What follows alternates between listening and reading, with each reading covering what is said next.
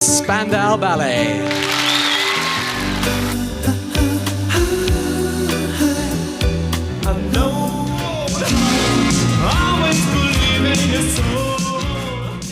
Hindi sila naging kasing laki ng ibang bandang mula sa UK na sumakop sa music scene sa US noong araw, pero hindi maitatanggi na isa sila sa naging boses ng henerasyon na yon. Sila ang naging muka ng tinatawag noon na New Romantic Movement. Kaya naman noong 80s, isa nga sa pinakamaningning na banda ang Spandau Ballet, ang bandang nasa likod ng mga awiting True, Gold, Through the Barricades, Only When You Leave,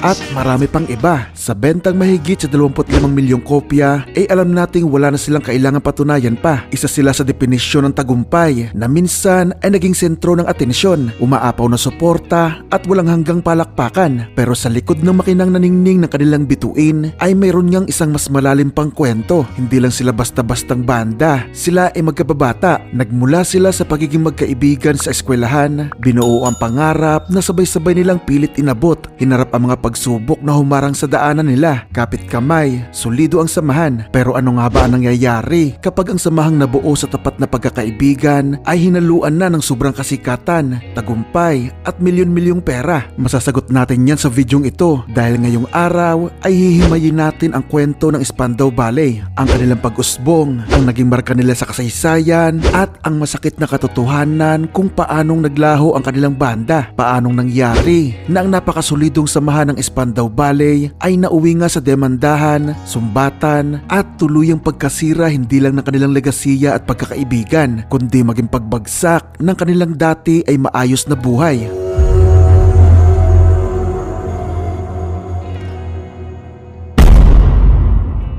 Nagsimula ang lahat sa Dame Alice Owens School sa Islington, London noong taon ng 1976 matapos mapanood ang bandang Sex Pistol ng magkaibigan at magkaklaseng gitaristang sina Gary Kemp at instrumentalist na si Steve Norman ay nagpasya nga silang bumuo ng banda. Kinuha nila sina John Keeble sa drums, Michael Ellison sa bass at Tony Hadley sa vocals. Tinawag nila ang kanilang banda bilang Roots. Nagsimula silang tumugtog ng cover ng mga kanta ng bandang Rolling Stones, The Beatles at The Animals, pero unti-unti ay sinusubukan na ni Gary Kemp noon na sumulat ng mga original na kanta. Pero matapos ang isang gig nila sa isang Christmas party ay biglang umalis si Michael Ellison, kaya napilitan si Steve Norman na tumayo muna bilang bassist ng banda na noon ay tinatawag naman nila bilang The Makers. Sa tulong ng schoolmate at manager nila noon na si Steve Dagger ay nakapasok nga sa banda ang bahistang kapatid ni Gary na si Martin Kemp, at dun nga ay muli na naman sila nagpalit ng pangalan bilang Gentry. Pero noong 1978, sa suhestyon ng kaibigan nilang writer na si Robert Elms, ay ginamit na nila ang pangalang Spandau Ballet. Medyo sensitibo kung saan nila kinuha ang kanilang pangalan. Sinasabing mula ito noong unang digmaang pandaigdig. May machine gun noon na tinatawag na Spandau, na dahil nga tila sumasayaw umano ang tinatamaan nito ay nabuo nga ang pangalang Spandau Ballet.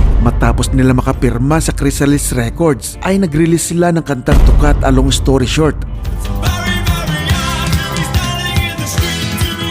na agad ay pumalo sa number 5 sa UK, kaya sinundan nila ito agad ng debut album na Journeys to Glory noong March 6, 1981 na pumalo sa number 5 sa UK charts. Sinundan nila ito ng follow-up album na Diamond noong March 12, 1982 kung saan nga ay umalis sila sa dance music na tugtugan at sumubok sa pop. Pero napansin ng gitarista at songwriter ng banda na si Gary Kemp na lalong lumayo ang loob ng target nilang fanbase sa bago nilang style ng tugtugan. Pero sa halip nga nahabulin pa ang kanilang suporta ay nagdesisyon si Gary Kemp na muling baguhin ang tunog ng banda. Nag-focus noon si Gary sa paglikha ng soul at R&B music, sa impluensya na din ng soul and R&B singer na sina Marvin Gaye at Al Green. Sakto pang bumagay pa noon ang tunog ng saxophone na babagong natutunan ng kanilang instrumentalist na si Steve Norman, at dyan nga nabuo at na-release ang pangatlong album na True noong March 4, 1983. Andito na ang kanilang mga singles na True, Gold, at Lifeline, na agad nga ay nagbigay sa kanila ng international success. Nagawa nilang pasukin noon ang mga music charts sa US at maraming bansa sa Europa, kaya mas lalong lumawak ang kanilang fanbase na nakatulong para muling makakuha ng success ang follow-up album na Parade noong June 25, 1984, kung saan namang kabilang ang mga singles na Only When You Leave, I'll Fly For You, at Through the Barricades. Bago matapos ang 1984 ay nakasama ang Spandau Ballet sa Band Aid charity single na Do They Know It's Christmas, kung saan nga ay makikitang kasama nila dito ang matindi nilang mga rivals noong panahon na yon na tulad ng Duran Duran, Culture Club at Wham. Sinundan yon ng pagtugtog nila sa napaka-legendaring Live Aid 1985 kasama ang mga sobrang sikat na mga banda at mga solo music artist na syempre ay lalo nga nagpatunog ng kanilang pangalan, kaya naman wala silang sinayang na panahon. Sinundan nila agad yon ng malawakang world tour na kasamaang palad ay napatigil nga dahil nagkaroon ng injury si Steve Norman sa isa nilang konsyerto sa Los Angeles. Ang problema pa ay biglang nag-release ng compilation album ang kanilang record label na Chrysalis Records nang walang paalam, na nauwi nga sa pagdidemanda ng banda at tuluyang pag-alis ng mga ito sa naturang kumpanya. Pumirma sila sa CBS Records noong 1986 at dahil nga sa sobrang laki ng demand nila sa mga tours ay naisipan ni Gary Kemp na gumawa ng mga kanta na bagay tugtugin sa mga stadiums. Nabuo nila ang panglimang album na Through the Barricades at na-release noong November 17,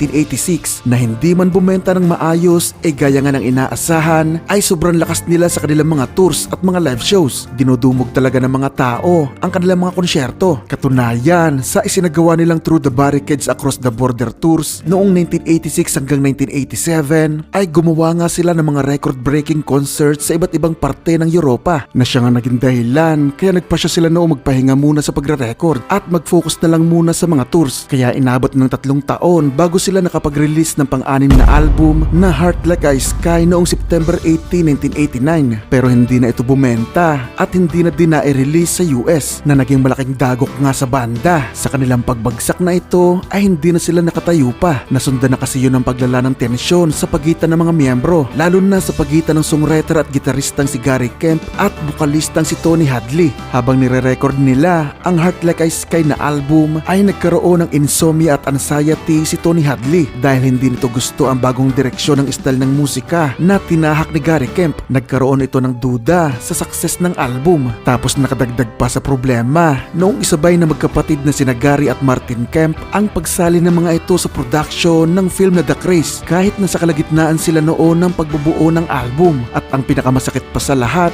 ay ginusto pa ni Gary Kemp noon na itigil na ang pagbibigay sa ibang miyembro ng bayad sa mga royalties at alisan ang mga ito ng karapatan sa kanilang mga kanta. Samahan pa ng sobrang pagod, pressure at disappointment na rin sa pagbagsak ng kanilang popularidad ay naging hudyat na nga yun ng pagkawasak ng kanilang mga pinaghirapan. Matapos ang kanilang isinagawang 10th anniversary tours noong March 6, 1990 ay nagpasya na silang magpahinga muna sa eksena. Inanunsyo nila ang dati pansamantala lang sana nilang breakup na ang dahilan ay para makapag-focus muna ang bawat miyembro sa kani-kanilang mga solo projects tulad ng mga solo albums at maging pagiging artista ng ibang miyembro. Pero nauwi na yun mga idol sa tuluyang pagkabuwag ng Spandau Ballet. Dinimanda kasi ni Tony Hadley, John Keeble at Steve Norman ang kanilang songwriter na si Gary Kemp dahil nga sa pagtigil nito sa pagbibigay ng royalties. Ang problema ay verbal o usapan lang pala ang agreement nila tungkol sa hatian nila sa kikitain ng banda. Walang nangyaring pirmahan ng kontrata dahil umasa lang sila sa tatag ng kanilang pagkakaibigan, sa tiwala nila sa isa't isa. Nakasamaang palad ay hindi naman yon tatanggaping valid na ebidensya sa korte. Nakita man ang importansya at malaking ambag ng ibang miyembro ay hindi naman noon nabaligtad ang katotohanan na ang lahat ng kanilang mga kantang pinagpaguran ay pagmamay-ari lahat ng songwriter na si Gary Kemp.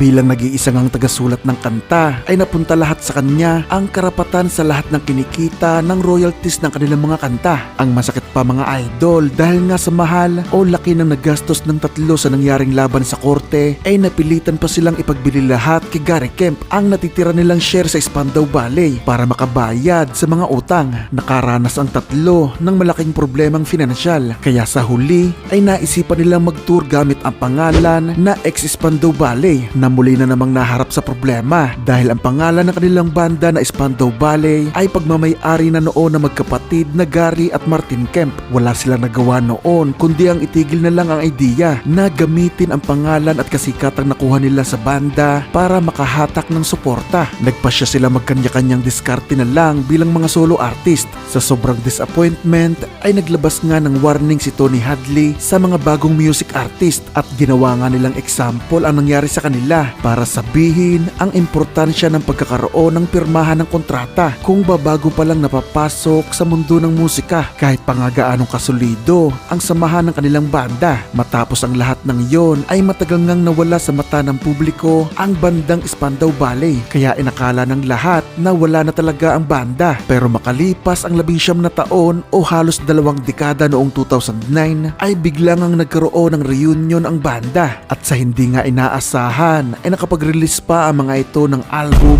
na Once More noong October 19, 2009 na agad nga ay nasundan ng malawakang world tours. Nasundan pa yon ng ilang reunion tours noong 2014, 2015 at 2017 pero nagpa siyang umalis na din ang bokalistang si Tony Hadley dahil ayon dito ay walang nagbago sa sitwasyon. Hindi na nila maibalik pa ang nasira nilang pagkakaibigan. Sinubukan naman ng bandang magpatuloy at kinuha ang bokalistang si Ross William Wild pero hindi rin naman nagtagal at nauwi na din yon sa breakup. Ayon nga kay Gary Kemp ay hindi matatawag na Spandau Ballet ang banda kung wala ang boses ng original na bokalista na si Tony Hadley. Sa kabuuan ay nagkaroon ang Spandau Ballet ng 7 studio albums, 13 compilation albums, 6 na video albums, 1 live album at 28 singles. Ang kwento ng Spandau Ballet mga idol ay nagpapatunay lang na ang tunay na pagkakaibigan ay nasusubukan minsan kapag may kasama ng pera ang usapan. Marami ang nabubulag na tinatalikuran ang solido at ilang taon ang samahan kapag may pera na sa harapan. Kaya ika nga ni Tony Hadley, kung may sisimulang anumang pagkakakitaan kasama ang barkada ay mas mabuting may pirmahan ng kontrata